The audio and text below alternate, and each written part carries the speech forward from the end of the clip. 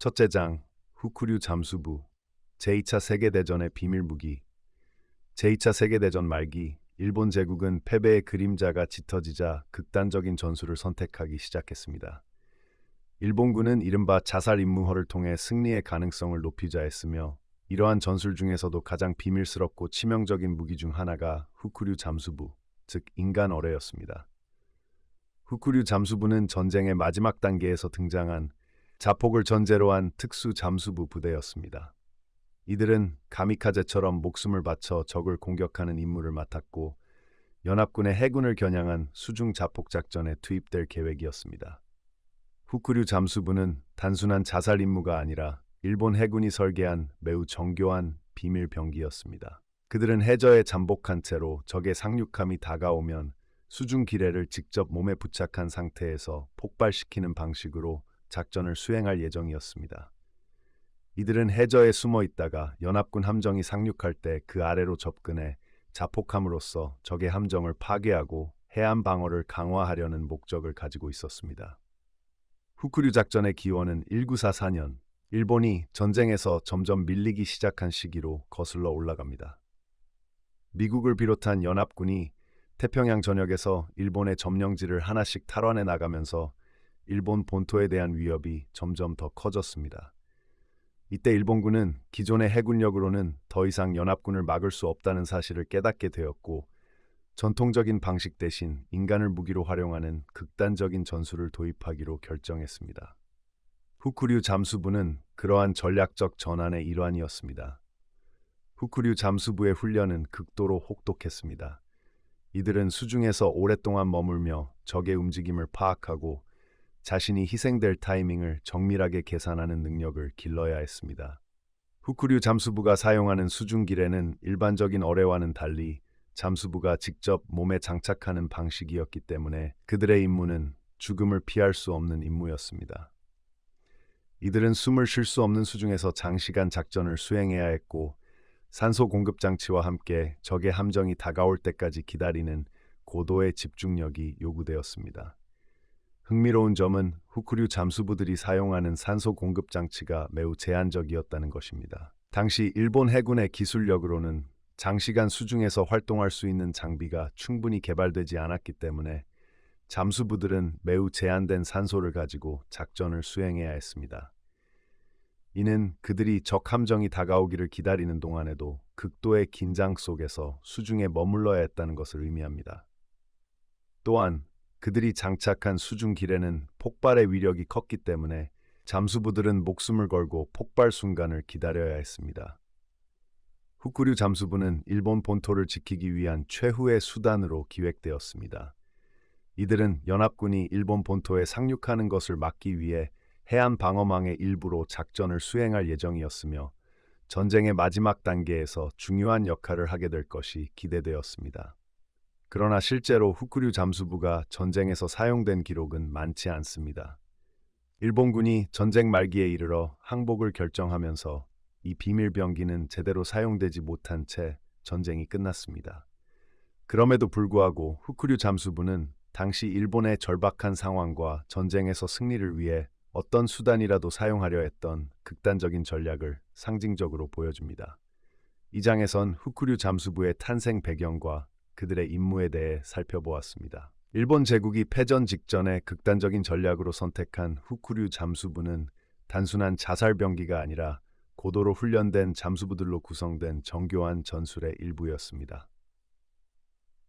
다음 장에서는 후쿠류 잠수부가 구체적으로 어떤 훈련을 받았고 그들이 수행한 작전과 관련된 더 깊은 이야기를 다뤄보겠습니다. 둘째 장, 후쿠류 잠수부의 훈련과 작전 준비.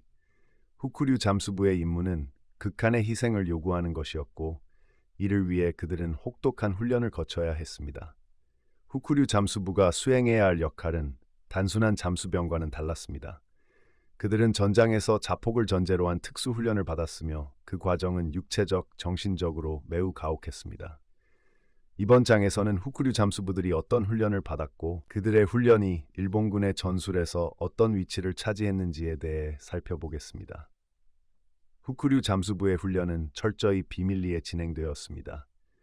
그들은 일본 본토 방어의 최후 수단으로 계획되었기 때문에 훈련 과정도 외부에 거의 알려지지 않았습니다. 훈련은 주로 해안 근처에서 이루어졌으며 잠수부들은 수중에서 장시간 머물며 적의 함정을 기다리는 훈련을 반복했습니다. 이들은 물속에서 적의 움직임을 감지하고 일정한 지점까지 적함이 접근하면 자폭을 통해 적 함선을 공격하는 방식으로 작전을 수행할 준비를 했습니다. 이들의 훈련에서 가장 중요한 요소 중 하나는 산소 관리였습니다. 당시 일본군의 기술로는 장시간 잠수를 할 수 있는 산소 공급 장치가 매우 제한적이었기 때문에 후쿠류 잠수부들은 산소 사용을 최소화하면서 작전을 수행하는 법을 배워야 했습니다. 이들은 특수 산소통을 착용했으며 물속에서 오랜 시간 동안 호흡을 아끼면서 적의 움직임을 기다리는 훈련을 받았습니다. 이러한 과정은 육체적으로도 매우 고통스러웠으며 많은 잠수부들이 훈련 중 산소 부족으로 어려움을 겪었습니다. 훈련의 또 다른 핵심 요소는 정신력이었습니다.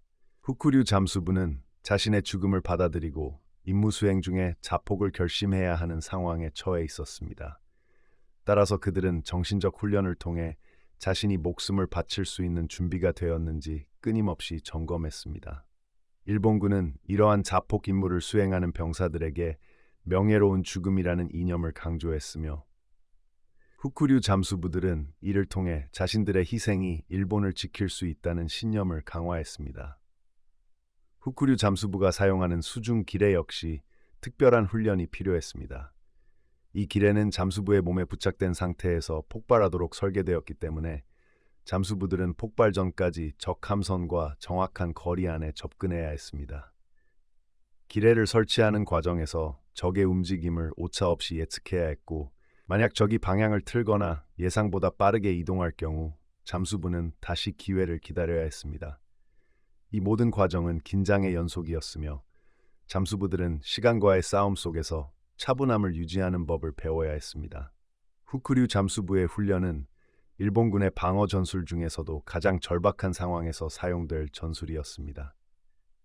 연합군이 일본 본토 상륙을 시도할 경우 일본군은 후쿠류 잠수부들을 통해 적의 상륙함을 공격하고 해안 방어선을 강화할 계획이었습니다. 특히 연합군의 상륙 지점을 사전에 파악하고 그 지역에서 잠복한 잠수부들이 작전을 수행할 준비를 했습니다. 일본군의 기대는 후쿠류 잠수부들이 연합군의 대규모 상륙 작전을 지연시키고 그로 인해 방어 병력이 재편성될 시간을 벌어주는 것이었습니다. 그러나 실제로 후쿠류 잠수부의 작전은 제대로 수행되지 못했습니다. 일본군은 전쟁 후반기 연합군의 공격에 계속해서 밀리며 제대로 된 작전 기회를 얻지 못했습니다. 후쿠류 잠수부들은 몇 차례 작은 규모의 작전에서만 사용되었을 뿐 전면적인 상륙 방어 작전에서는 큰 역할을 하지 못했습니다.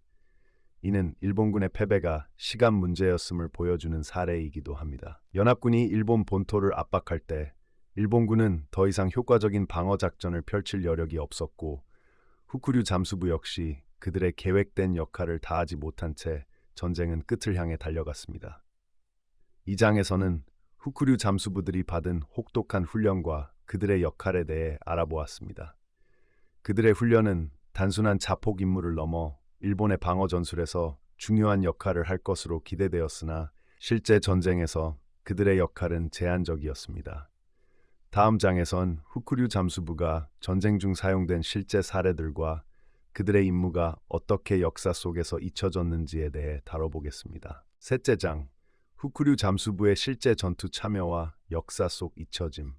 후쿠류 잠수부는 일본 제국의 패망을 막기 위한 최후의 저항 수단으로 계획되었지만 그들의 전술적 중요성과 극적인 희생에도 불구하고 전쟁에서 실제로 사용된 사례는 많지 않았습니다.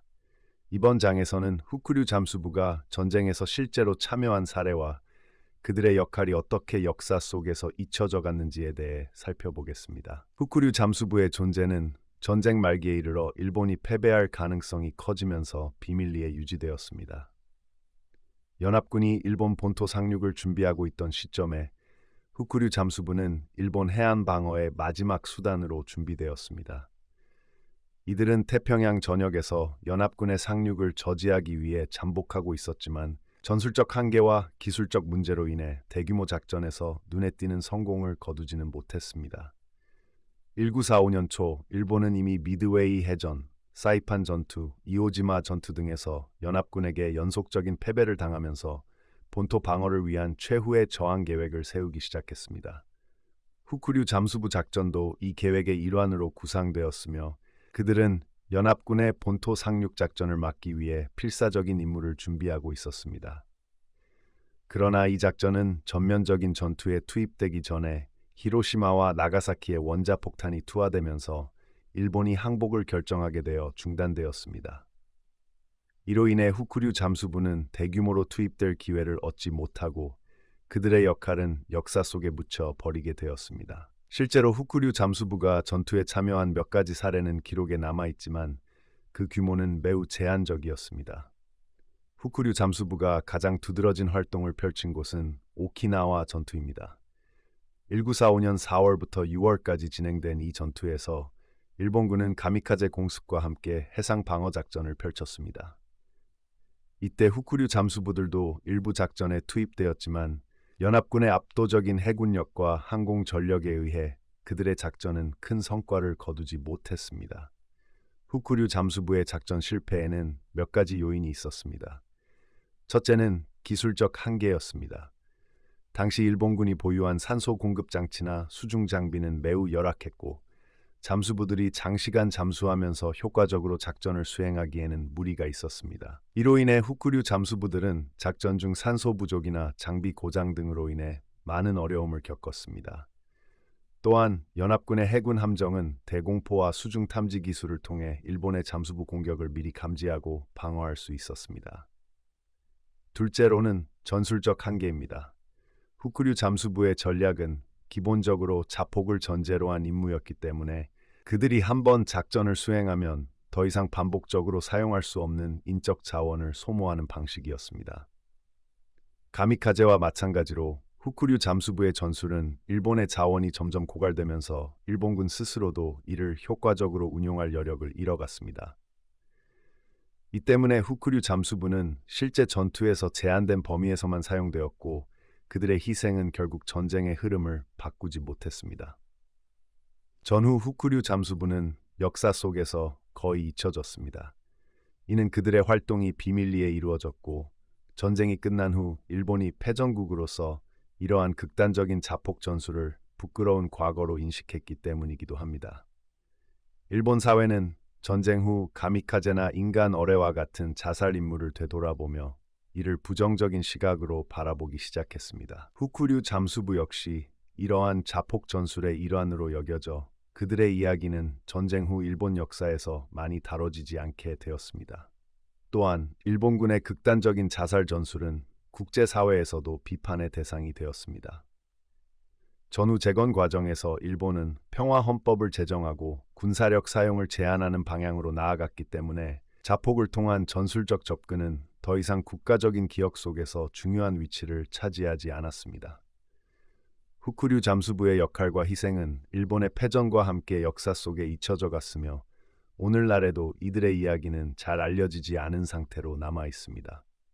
이 장에선 후쿠류 잠수부가 실제로 전투에 참여한 사례와 그들의 역할이 역사 속에서 어떻게 잊혀졌는지에 대해 다뤄보았습니다.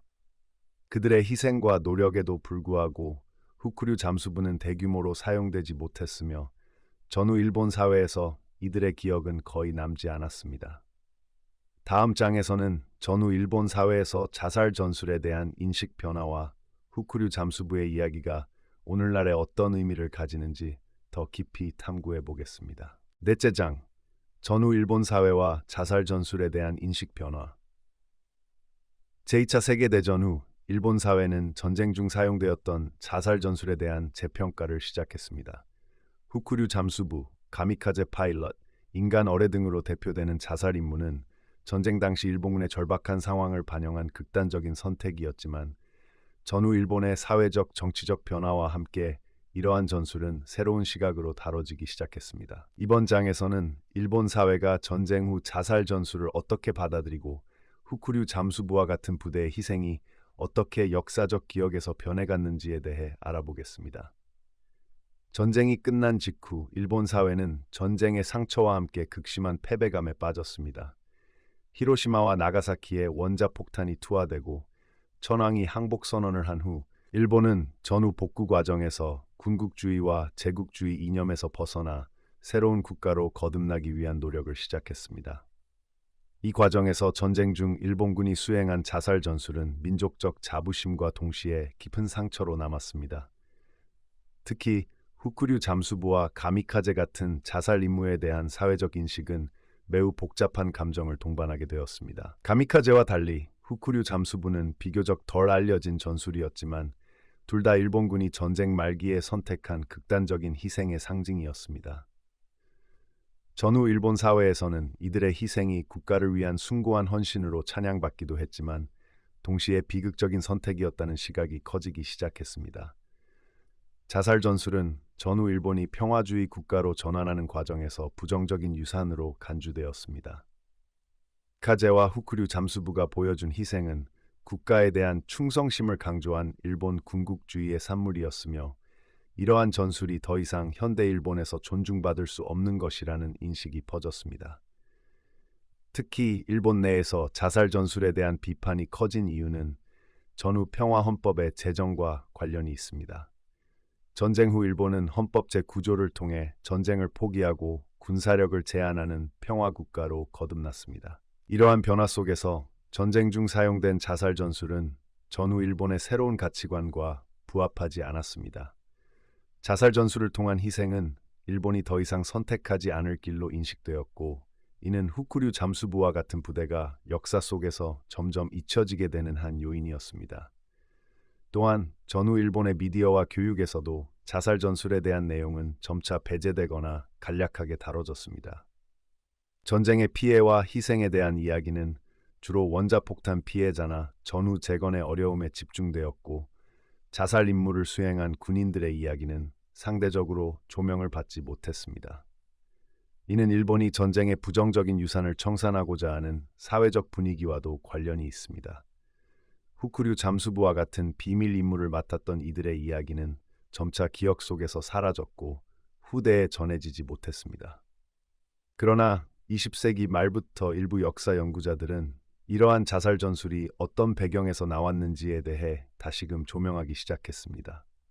후쿠류 잠수부와 가미카제와 같은 전술은 단순한 군사적 선택이 아니라 당시 일본의 절박한 상황과 군국주의 이념이 결합된 결과였습니다. 전쟁 말기 일본은 자원의 고갈과 전력의 약화로 인해 더 이상 기존의 방식으로 전쟁을 이어갈 수 없었고, 이에 따라 자원을 적게 소모하면서도 강력한 타격을 줄 수 있는 인간 중심의 전술이 채택되었습니다. 후쿠류 잠수부는 단순한 자살 임무를 넘어서 일본이 처한 전략적 한계와 기술적 부족을 상징하는 존재였습니다. 그들은 국가를 위해 목숨을 바친 용사들로 기록되지만 이들의 희생이 불가피한 상황에서 이루어졌다는 점에서 비극적인 영웅으로 평가될 수 있습니다. 이러한 시각은 일본뿐만 아니라 전 세계적으로 자살 전술에 대한 재평가를 불러일으켰습니다. 특히 전후 일본의 젊은 세대는 이러한 자살 전술에 대해 역사적 교훈을 배우는 중요한 사례로 인식하게 되었습니다. 오늘날 후쿠류 잠수부에 대한 이야기는 일부 다큐멘터리나 연구서에서 다루어지고 있으며 그들의 희생이 일본 역사에서 어떤 의미를 가지는지에 대한 논의가 이루어지고 있습니다. 그들의 이야기는 잊혀져 갔지만 전후 일본 사회가 어떻게 전쟁의 유산을 바라보고 그 속에서 교훈을 찾으려 했는지를 이해하는 데 중요한 단서를 제공합니다. 이 장에서는 전후 일본 사회가 자살 전술에 대한 인식 변화를 겪은 과정을 살펴보았습니다. 후쿠류 잠수부와 같은 전술은 일본의 극단적인 전쟁 상황을 반영한 것이지만 전후 평화주의 국가로 나아가면서 그들의 희생은 점차 역사에서 잊혀졌습니다. 다음 장에서는 후쿠류 잠수부의 이야기가 현대 일본과 국제사회에서 어떤 의미를 가지는지, 그리고 그들의 희생을 어떻게 기억해야 하는지에 대해 더 깊이 탐구해 보겠습니다.